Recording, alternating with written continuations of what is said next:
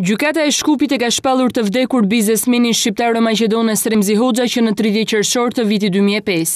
Edhe pse për ngjarjen e 21 tetorit të vitit 95, ku Hoxha sipas prokurorisë dyshohet se është marrë peng nga punonjës së shërbimit informativ kombëtar, vazhdon ende një proces gjyqësor në gjykatën e shkallës së parë për krime të rënda. Gjykata e Shkupit e ka shpallur Remzi Hoxhën të vdekur pas 7 vitesh kërkim me kërkesë të familjarëve. Fakti u bë i ditur gjatë seancës së radhës, ku te krimet e rënda mbërriti letërporosia e ardhur nga kryeqyteti i Maqedonas. Në vendimin e zbardhur thuhet se Sevdije Hoxha parashtroi propozimin te kjo gjykatë për shpallje të zhdukurit Remzi Hoxha të vdekur. Në propozimin e shkruar theksoi se bashkëshorti i saj ka punuar si drejtor dhe themelues i firmës Albatros në Tiranë, Republika e Shqipërisë.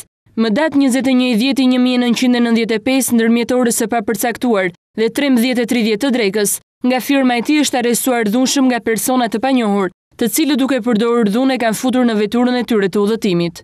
Është lajmëruar për ndihmë tek organet kompetente në Tiranë, si edhe në Interpol. Deri më tani nuk ka kurfar informate për të zhdukurin së zgjetur, e as ai nuk është lajmëruar. Pasi kanë kaluar më tepër se 7 vite dhe nga i zhdukuri nuk ka kurfar lajmi as të dhëna se dikush e ka parë, janë plotësuar të gjitha kushtet ligjore për shpallje të zhdukurit si të vdekur.